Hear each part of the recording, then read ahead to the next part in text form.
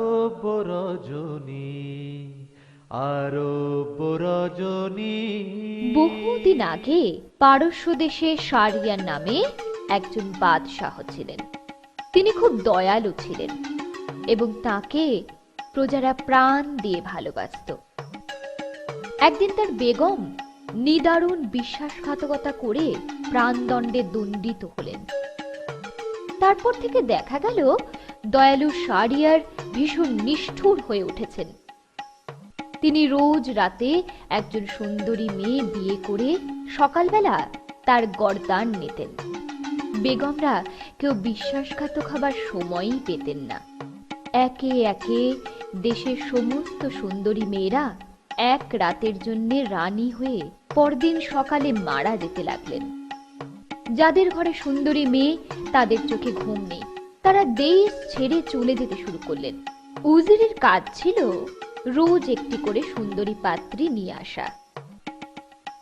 এদিকে উজিরের ঘরেও দুটি সুন্দরী মেয়ে ছিল। বড়টির নাম শাহরাজাদ। শাহরাজাদ একদিন উজিরকে বলল, বাবা, আজকে আমাকে বাদশাহের সঙ্গে বিয়ে দাও। উজির বলল, কাল সকালে তোর গর্দান নেওয়া হবে, তা তুই জানিস? শাহরাজাদ বলল, আমি এমন একটা ব্যবস্থা করব যাতে আমার কেন তিনি আর কোনো দিন কারো গর্দান নেবেন না। সেই রাত্রে শাহরাজাদের সঙ্গে বাদশাহের বিয়ে হলো। বিয়ের রাত্রে শাহরাজাদ বাদশাহকে একটি গল্প শোনাতে শুরু করলেন। গল্পটির নাম রঙিন মাছের গল্প। নদীর ধারে থাকতো এক জেলে, তার স্ত্রী, দুই মেয়ে আর এক ছেলেকে নিয়ে। বড় গরিব তারা। একদিন সেই জেলের জালে একটা তামার জালা উঠে এলো। জালার মুখটা ইঁটে বন্ধ করা। আল্লাহ বুঝি এতদিনে মুখ তুলে চাইলেন। এই ভারী জ্বালাটা নিশ্চয়ই সোনার মোহরে ঠাসা। দেখি তো।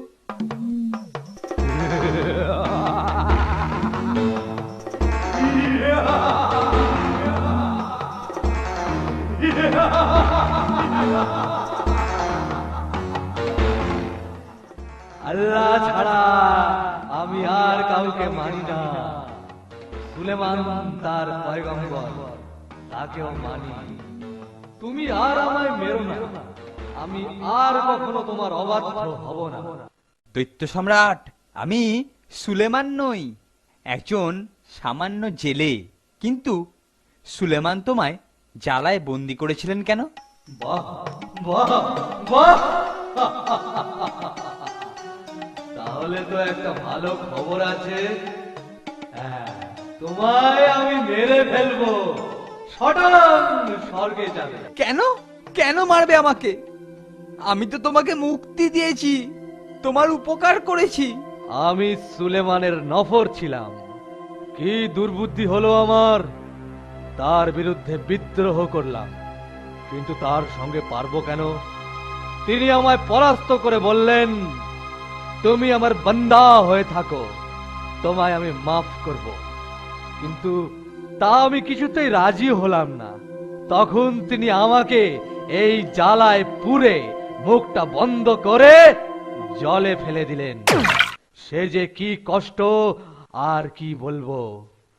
প্রথম 100 বছর মনে মনে বললাম, যে আমায় মুক্তি দেবে তাকে আমি বড়লোক করে দেব, কিন্তু কেউ দিল না। তারপরের 100 বছর ভাবতাম, যে আমায় মুক্তি দেবে তাকে আমি পৃথিবীর সমস্ত হিরে জহরত এনে দেব, কিন্তু কেউ দিল না। তৃতীয় 100 বছরে ভাবতাম, যে আমাকে মুক্তি দেবে তাকে ইচ্ছা মতো 3টে বর দেব, কিন্তু কেউ এলো না। এইবার আমি শপথ করেছিলাম যে যে আমাকে মুক্তি দেবে তাকে আমি মেরে ফেলবো। কাজেই তুমি মরবার জন্য প্রস্তুত হও, প্রস্তুত হও। দৈত্য সম্রাট, আমি তো তোমাকে না জেনে উদ্ধার করেছি, এতে আমার দোষটা কোথায়? ও সব কিছু শুনতে চাই না, তুমি প্রস্তুত কিনা বলো। ভগবান ওকে অনেক শক্তি দিয়েছে, কিন্তু বুদ্ধি দেয়নি। আমার বেলা ঠিক উল্টোটা। দেখাই যাক না কে জেতে। আমি প্রস্তুত, কিন্তু একটা কথা আছে। কি কথা? তাড়াতাড়ি বলো, আমার আমার আর সময় নেই। জল থেকে জ্বালা তুলেছি, এ কথা ঠিক। তার মুখ খুলেছি, এও ঠিক। কিন্তু তোমার অত বড় শরীর কি এইটুখানি জ্বালায় ঢোকে? একটা ঠ্যাংও ঢুকবে না, তার অর্ধেকও ঢুকবে না। কেউ বিশ্বাসই করবে না তুমি ওই জ্বালায় ছিলে। আমিও করি না। চুপ! যত বড় মুখ নয় তত বড় কথা। আমি কি মিথ্যা বলছি? জালার মধ্যে ঢুকতে পারি না কে বলেছে? এই এই দেখো পারি কিনা। তুমি আমার উপকার করেছো, আমি কি তোমার ক্ষতি করতে পারি? তোমাকে আমি অনেক ধন দৌলত দেব, তুমি আমায় ছেড়ে দাও, ছেড়ে দাও। সেটি হচ্ছে না। আমি তোমাকে ছাড়ি আর তুমি আমার ঘাড় মটকাও। চালাকির জায়গা পাওনি বাবা। আমি আল্লাহর নামে শপথ করে বলছি, আমি তোমার কোনো ক্ষতি করব না। আচ্ছা, ঠিক আছে।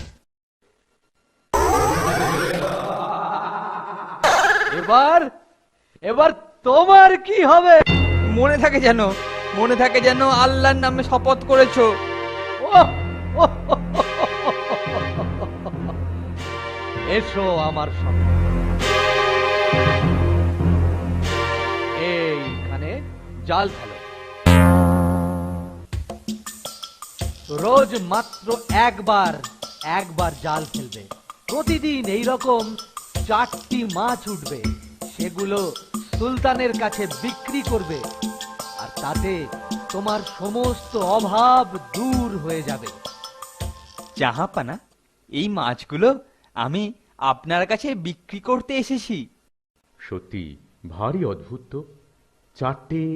4 রঙের মাছ, লাল, নীল, হলুদ, সবুজ। বাহ! উজির, ওকে 400 দিনার দিয়ে দাও তো।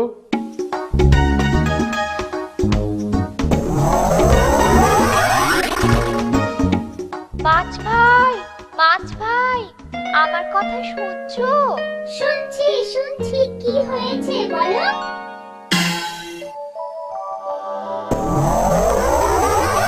কি হলো? আরে হলোটা কি? আরে কি হয়েছে বলবি তো? দেয়াল ফাঁক করে একটা সুন্দর মেয়ে এসে কড়া শুদ্ধ মাছ উল্টে দিয়ে গেছে হুজুর। মিথ্যে কথা বলার আর জায়গা পাওনি? দেওয়াল ফাঁক করে একটা মেয়ে বেরিয়ে এসেছে? বল বল, সত্যি করে বল, কি হয়েছে? হুজুর সত্যি বলছি হুজুর, আমি সত্যি বলছি। এর থেকে বেশি আমি কিচ্ছু জানি না, আমি কিচ্ছু জানি না। হুম। এই এই কে আছিস?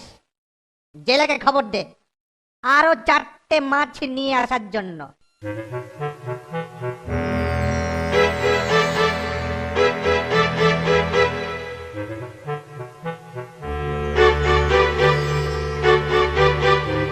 উজির সাহেব ডেকেছেন?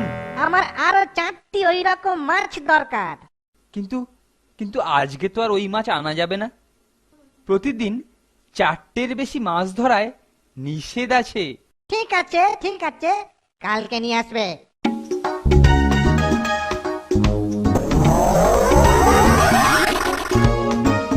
মাছ ভাই, আমার কথা শুনছো? শুনছি শুনছি, কি হয়েছে বলো।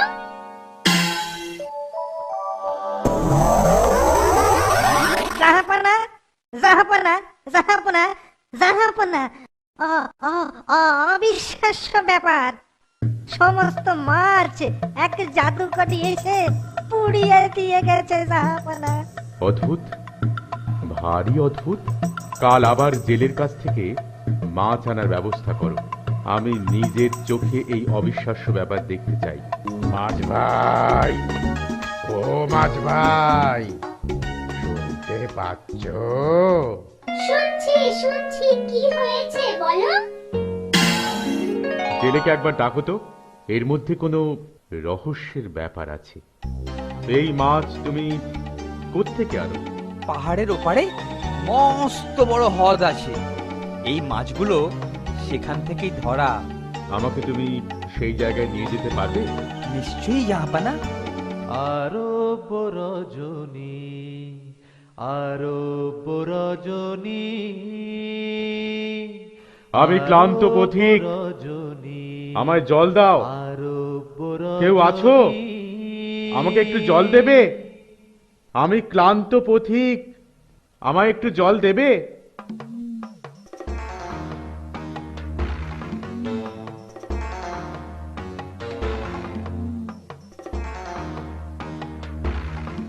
হে আল্লাহ, আর কত শাস্তি তুমি আমায় দেবে? কোনোদিন তো কোনো অন্যায় কাজ করিনি, তাহলে কেন কেন আমাদের এই শাস্তি? কি আপনি? আমায় মাফ করবেন, আমি উঠতে পারি না। এই এই দেখুন আমার অবস্থা দেখুন। আমি একজন সুলতানের ছেলে, নিজেও সুলতান। একজন নিষ্ঠুর জাদুকরীর অভিশাপে আমার এই দশা হয়েছে। আর ওই যে মাছগুলো দেখলেন, ওরা সবাই আমার প্রভু ভক্ত প্রজা। একসময় এদিকে এইসব পাহাড় পর্বত দুর্গম বনের জায়গায় চমৎকার ফুল ফল শস্যে ভরা এক রাজ্য ছিল।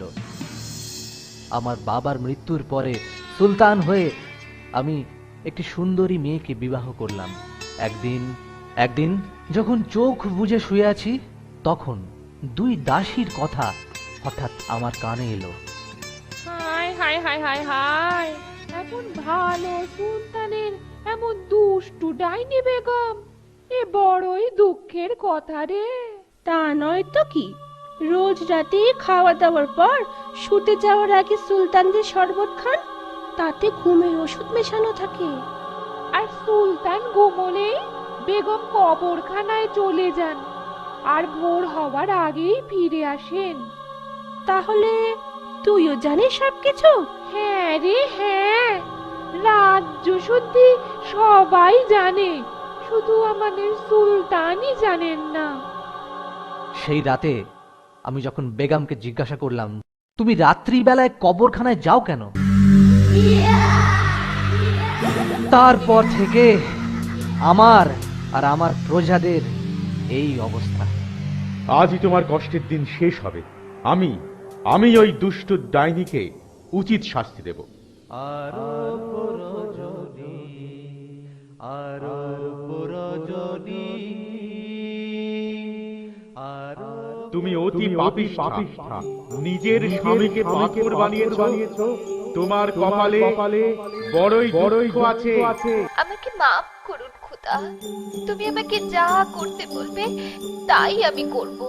তোমার স্বামীকে আগে ভালো করে দাও। তাই দিচ্ছি খোদা।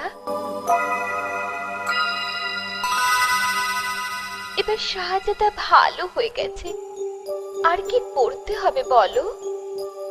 রঙিন মাছেদেরকে মানুষ করে দাও। ওরা প্রতিদিন আমার কাছে মুক্তি চায়। তাই দিচ্ছি খোদা।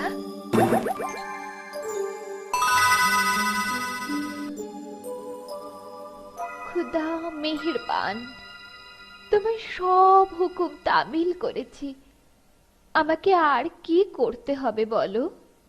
আর কিচ্ছু তোমাকে করতে হবে না, যথেষ্ট করেছো। এই নাও তোমার পুরো।